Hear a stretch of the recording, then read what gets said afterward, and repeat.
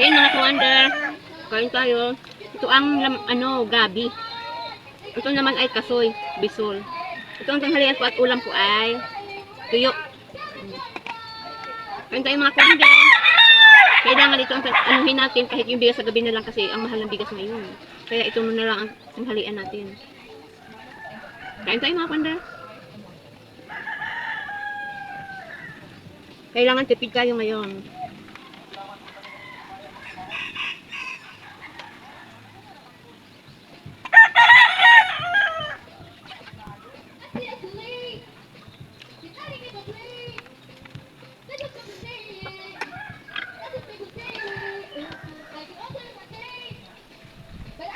Ang makarelate nito mga kawander yung mahihirap lang din katulad namin.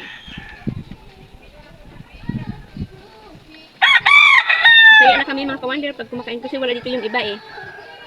Kulang muna ngayon.